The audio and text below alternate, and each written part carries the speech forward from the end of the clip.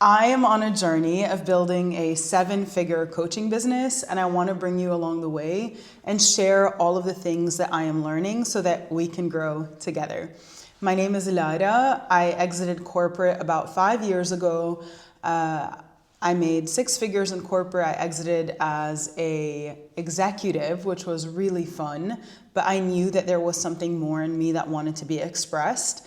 And then I moved into consulting. I opened my own consulting firm for about 2 years and then seriously dove into coaching.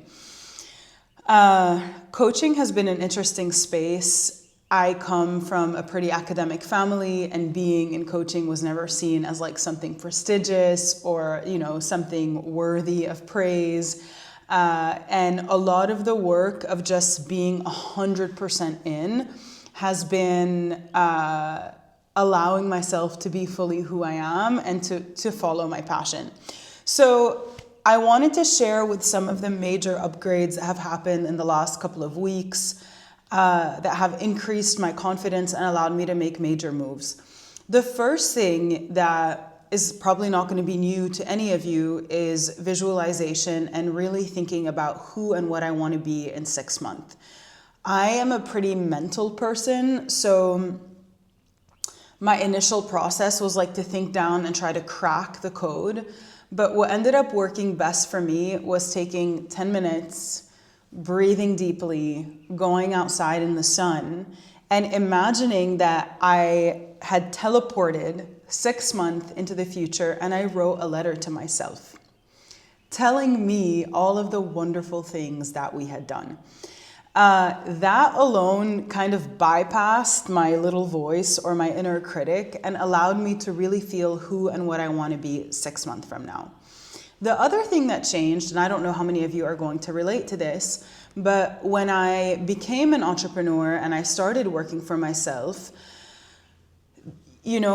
I had a reaction to having been in corporate for so many years. And all of a sudden it was like, well, I'm never going to use an alarm clock and I'm going to sleep in all the time and I'm not going to wear real clothes because I get to. And so there was kind of an inner rebel that I recently realized, like, if I want to get to my goals, that inner rebel, number one, needs to be understood and loved and embraced. And I need to realize that she's not serving me anymore. And that actually what did serve me very well, like the reason that I was able to become an executive at 26 years old, it might sound silly, but I dressed and I fully embodied the part already. So I remember being 26, grad school in New York, and I was wearing a full-on suit. Like nobody did that. I was the only person in my year who wore a suit every single day. And I could have been judged for that. I probably was judged for that. But what I got from it was a sense of inner certainty that nobody could take from me. And I ended up getting a job as an executive. So what I've been realizing in my own business is that aesthetics matter just as much. Like I need to show up as her today. I'm going to cry when I talk about this. I hope I don't, but I'm really, really passionate about working with women and helping women become free. I want women to step into their destiny. I believe every single one of us has a very special, unique blueprint that belongs just to them. Their impact, I believe every single woman is born to create massive impact. And finally, freedom, to step into her freedom, like to be self-determined. And so I realized that aesthetics are really important for me to help me step into that role and give me a jump start on the day. And it might sound silly, but I have used money and things to help stabilize my nervous system as I step into new eras of myself. For example, the first time that I did an event live in Dubai, I was so scared. And I wanted to directly communicate to my nervous system, good job, you've taken a major risk and I'm proud of you. So I wanted to biologically reward myself for making big moves. And so I ended up buying like this beautiful Swarovski necklace, and that made me feel like, yeah, like I did something great just by committing to taking a really big risk. The other thing that I did, for example, like last year was my first year being fully dependent on my coaching business. And I didn't make this like insane amount of money, but I made enough to travel the world. I was on a plane almost every 2 weeks. Like my lifestyle was beautiful. And so I ended up buying like a beautiful jewelry set to tell myself, good job, you did it, keep going. And I'm never cheap with myself. Like I give myself whatever I want, kind of whenever I want, to communicate to my system that I am living in massive abundance. And because I have that mindset, I don't ask for much because I feel like I can get whatever I want whenever I want. So I don't feel like I have a push-pull relationship with anything, which is really, really beautiful. Another example of things that have helped me is like sometimes small symbolic purchases make a really big difference. So for me, I'm moving into like my feminine money era, and I bought this cute calculator to communicate to my brain that making money is feminine and fun and cute and is something that I get to talk about. The other big shift that happened internally was sitting with my nervous system and with my body, because it's in my body that I found the answers to take my massive next big steps. I never thought that I would have the confidence to talk about money or share my money journey. It's always been kind of a taboo or something that's not good. But then like when I think about the woman that I want to serve, a high performing coach who's done everything that she can to get her business off the ground, she knows she has her mission, she knows she has her purpose, but the thing that's really hurting her or that's keeping her back is a fear around money and an inconsistency in sales. And so taking a money angle made me feel like, wow, like I actually get to serve somebody a lot better. So the first whole piece that has been working in my favor is identity. The second is selective consumption of content. So I don't have any social media apps on my phone. Honestly, I don't know if this is like right or wrong, but there are coaches out there who trigger me, who make me feel like they are way ahead of me, they're doing more than me. Yes, I realize I have to work on that trigger, but at the same time, I'm not going to put myself in a position where I'm being triggered regularly. So I've just like not unfollowed, I've hidden those accounts. And I'm doing everything basically to help me stay in my lane and serve the person that I want to serve. Number 3 is I've been reading 7 Habits of Highly Effective People, which has made me realize something that I've learned across my journey of business, which is understanding that entrepreneurs are, I don't want to say hardwired for chaos, but we're kind of hardwired for chaos. So changing my brain to start moving the needle from, hey, I'm here putting out fires, to I'm actually building, I'm secure, I know where I'm going, I know what I want, and I have a very clear system for getting there. The way that I've been doing that is very classic. So I'll actually take you guys through my notebook, and I recommend that you take out a pen and a paper and that you do some of these things yourself, because I guarantee that they will absolutely change your life. The first is writing out, and all of this has basically been inspired by 7 Habits of Highly Effective People by Stephen Covey, which at some point I was like consuming personal development. How many books are you going to read? But this one really, really affected my internal state and how I think about myself. And I also think that when you make a decision about who you want to be, the world will send you the right resources that you need to get there. So for example, I realized that when I left corporate, my inner rebel was really turned on, and I was like, I have a major mission and there's X, Y, Z that I want to do, and the world is not fair. and I want to help this and I want to do that, but I really wasn't thinking like a CEO or a business owner. And Stephen Covey's work has helped me ground myself in a practical system of leadership and management, which has really helped me manage and think about my energy and my business and given me the courage to make big moves. So I'm going to walk you guys through that. Also, I think that sometimes as coaches and entrepreneurs that we measure our worth based on our output or how much we've done. And I think that can be really dangerous. And I never knew what the solution to that was until I started Stephen Covey's book, okay? So the first thing that you're going to do is you're going to write out your personal mission statement. Now, what I would recommend for this, I know it's a lot of work, but you will thank me later, is I want you to buy a dedicated notebook that's like your playbook to success. And this is not where you take notes on your day-to-day business. I'll show you how to do it in a second, but this is going to be the one thing that is going to be like your anchor to your best self. And you're going to carry this around with you everywhere you go. All right. So the first thing that you're going to do is you're going to write your personal mission statement. So I'll share with you how I've done mine. I basically wrote, I build a life based on, and then I inserted my top values. Okay. So for me, they are excellence, service, presence, love, courage, community, and faith. Now, because as business owners, we tend to directly correlate our worth to our business, our output, and our sales, what you are going to write in your personal mission statement are all the roles that are important and fulfilling to you. This is going to help you become a well-rounded person and become magnetic. Okay? So, family.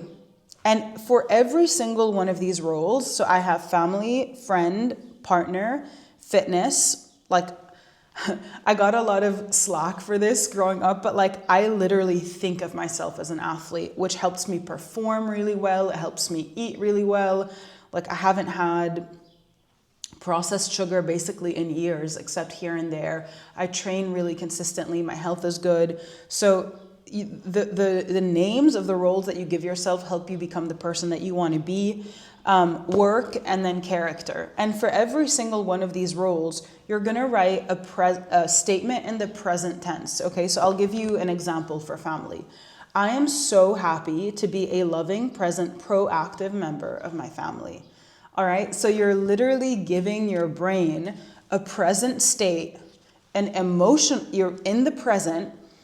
You are attaching an emotional state. I'm happy, I'm grateful, I'm excited. To an end result, which helps your brain calibrate that future result with who you are now. All right, so your personal mission statement is what's going to sit at the beginning of your whole notebook. And you can call your notebook whatever you want. I still don't have a name for mine. All right, and I read this before bed every single day. The next thing that I did, all right, and I'll show you, it's just a bunch of writing, is I basically wrote a letter to myself from the version of me teleporting 6 months into the future, talking to the me now. And in that version of myself, 6 months from now, I feel her in my body, okay? Like, what is she doing? What is she thinking? How is she dressing? What does her daily life look like? Is she in a relationship? Is she single? Is she traveling? What does her business model look and feel like? And instead of mentally cognitizing all of this, I don't even know if that's a word, I teleport into the future and I have her tell me. All right, I really believe we have all of the answers within us, and sometimes we just need permission to jump into that version of us so that she can inform us. Okay, so that's how I did my letter 6 months into the future to now. The next thing that I did is I wrote a mission statement. Okay, and this is more around my business, and a mission statement is basically going to answer, why am I doing the thing that I am doing? Now, if you don't have a business, I recommend you do this anyway, which is, why are you doing the thing that you are doing? Okay, I have a pretty big aspirational brain, so I wrote, helping every woman everywhere. Oh, every woman everywhere, step into her destiny, her impact, and her freedom. And then I added a subtitle, by building community and selling effortlessly. So I have a kind of through line, and people can see what working with me will do for them, and they know why I'm doing what I'm doing. Round of applause. Excellent. All right. Good. Next, I know we're rocking and rolling here. Next is I wrote my core values for my business. If I'm going to get to 7 figures, I need to start thinking like a 7-figure business, which means I need to have a code of honor, an operating system, and a set of core values that I run all of my decisions based on. All of this may sound like it doesn't directly affect your work, and in a way it doesn't, but what we're doing is we're shifting your mindset from somebody who's working in your business to somebody who's actually the CEO of your business. And all of this stuff, like every single successful business that I've worked with has this. Like, you need to have your canon ready so that when you're faced with a situation, you know how to make a decision without hesitation.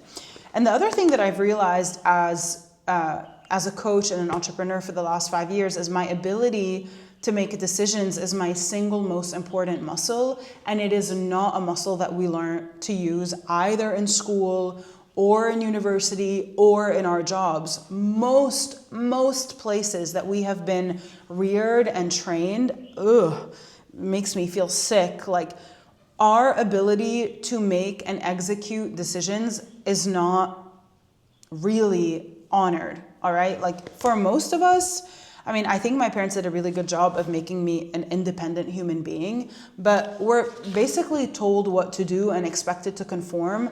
And then when you go from being an employee to being your own boss, starting to make decisions and making the right decisions and how to make decisions so that you're not trapped in your business but working on your business, was really, really challenging. I remember when I invested in my first high ticket sales training, I was in an office of this NGO that I was working with, and I bawled my eyes out. I was so terrified that I was going to start making decisions and show up in public and, basically kind of fail publicly. All right. So the next thing that I would recommend doing are your core values for your business. I was actually very inspired by Natalie Dawson, and I basically copy-pasted her values and gave her credit. And I was like, well, she built a 9-figure company, so she knows what she's talking about. And I more or less adapted it for my business.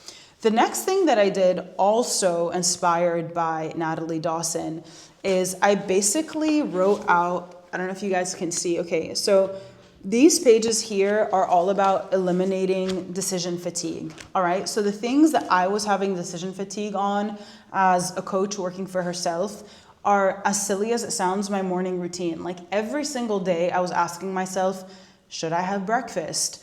What should I do before my work block? Everything was a micro decision. And so I took time to sit down and literally write everything out, and it made a huge difference. The other things that I was going back and forth on were my aesthetics, okay? Now, this is my aesthetic.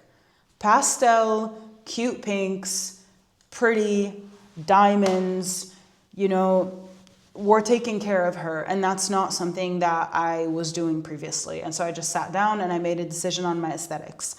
I made a decision on what days of the week I train and at what time, because that was always an up and down. I made a decision on what my ideal day looks like. I made decisions on my nighttime routine, and then I made decisions on my faith, basically prioritizing,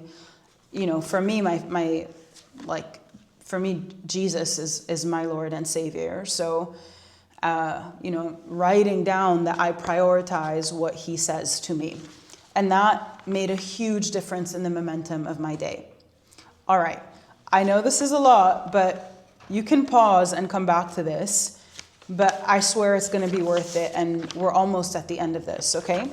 The next thing that I did is I wrote out areas of improvement, okay? And as you can see, like I have the main areas written out in pen on the actual paper, but I know that I'm gonna grow and improve and change. So all of the content is written on stickies so I can remove them and put something new as I grow, okay?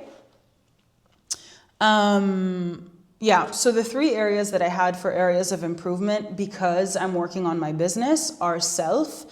And for me, I think one of the things that I need to work on more and more are basically my business coach, Brianna Johnston, calls it having like a flywheel. And so having consistency in all of these systems, like a system for creating content regularly, a system for uploading content, like all of that good stuff. Then we have my organization, right? So I am not my business.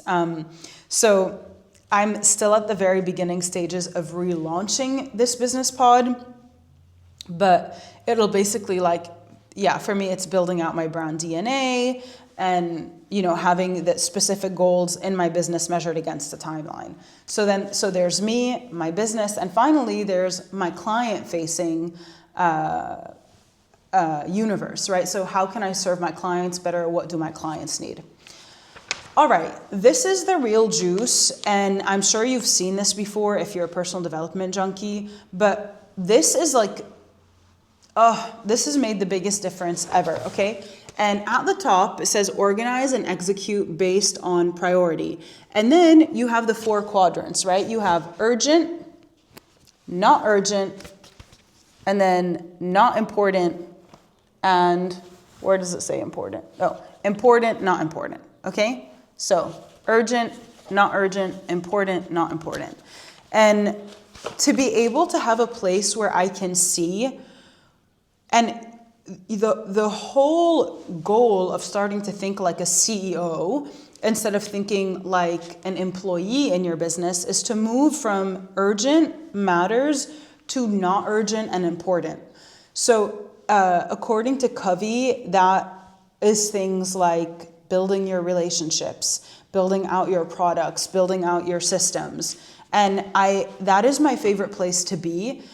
And I realize that even as an entrepreneur, like I've taken hustle culture, I've taken busy is cool culture, I've taken noise culture with me into my business. And so starting to move into a space where something is not urgent, but it's important, and I can work with ease on it has been literally phenomenal. It just makes me feel like my business coach's container is called overflow, but it makes me feel like I am in a state of overflow. It really does. And I remember that when I was working in my corporate job, the CEOs always felt like they had 2 to 3 hours to spare. Like they were never busy. All of the millionaires, I think I've met a couple of billionaires that I've met, are always chill. Like they're not busy. And I was always confused by that. And the goal is for me to be there too. Like and the other thing that Covey says is like, yes, you can have your ideal day, right? You can block out your day. But when you have your mission statement and you have all of your goals lined out for you, that means that you can give precedence to really important things without feeling bad. So let's say you have a training set up for 4 p.m., but something comes up with your spouse or your partner or a parent. Because your mission statement is clear and being a good family member or being an incredible partner is on your list, adapting your day to your priorities as they come up becomes something natural and fun. So I'll give you an example, because I used to feel like I need to stick to my schedule, otherwise like I'm a bad person. But having this really well-rounded version of who you are and what you want and what you're doing makes it a lot easier to be flexible with your day. So for example, today is a day that I'm supposed to train. It's a Friday. But my grandfather asked if I could take him through his physical training routine, and he's 96 years old. And there's nothing that I would love more than to do that. So because I know that family is a priority for me, so are athletics, but I feel way more flexible adapting my day based on what the day requires of me. And my grandfather was foreign minister of Lebanon and helped Lebanon come out of a war. And he basically describes leadership as being able to lead any situation. And that's what I want for you, right? To any situation as it comes up, to be able to lead it as it is. And when you have your principles and your roles laid out, it's a lot easier to make a measured decision and to create strong relationships across time. All right, cool. The last piece to this, well, there are two more pieces. Okay, so the last two pieces to this are basically writing out your goals over a short-term period and a long-term period. So I like everything visual, and I would recommend that you do the same. So my short-term goals here are 8 weeks, and my long-term goals are 6 months, okay? So for your short-term goals, you will have personal and professional. And then whatever 3 personal goals you want, you just write them out. And whatever 3 professional goals you want, you just write them out. And then for your 6-month goals, you'll have 3 personal goals and 3 professional goals. The practice of just writing these things out is insane, because I cannot explain the magic of it, but when you write it down, things just happen. They happen. And it's not like writing it on a device or typing it or even having like a virtual vision board, although having a vision board is so important. And if you've been following me for a while, make your vision board, make it. But yeah, literally writing things down pen to paper where you can see them is great. And this is the other thing that I go over before bed. The final piece, which is something that I have been struggling with and I haven't been able to do really perfectly, and maybe my next video will be about this, but is basically measuring your day in 15-minute increments. And I have heard so many high-performance coaches tell me about this, and I have not been able to do it. So I'm gonna keep going, and maybe my goal between this video and next video next week will be to see what happens when I measure my day in 15-minute increments.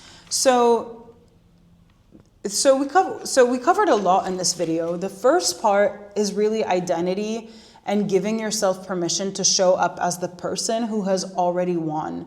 And I just want to say that if you're feeling scared of judgment or that the people around you are not going to understand, most likely they won't.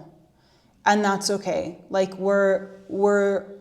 give me your hand. Okay, good job. But like we're coming out of an era of asking for permission. No more asking for permission. Like how far has that gotten us? So the first part is embodying that identity fully in your aesthetics and how you look and how you set yourself up for your day. Like if you dress up to go to a job, why wouldn't you do the same for your own business? Number 2 is are all of the tools that I shared with you to shift your mindset from being an employee in your business to being a CEO in your business. And the last piece that I would say is confidence and clarity, knowing what result you can deliver for somebody and knowing for sure that you can do that. Because I like in my life, the secret to effortless sales has been really knowing in my heart and soul, first of all, what that person is feeling, what their pain is, and how I can serve them. And then it's just like a match. So that type of clarity is going to get you really, really far. I'm Lara. If you want to reach out and let me know how this episode helped you or just say hello, you can DM me at Lead with Lara on Instagram. And thank you for your time. And I really, really hope that this video changes your life. Okay? Love you.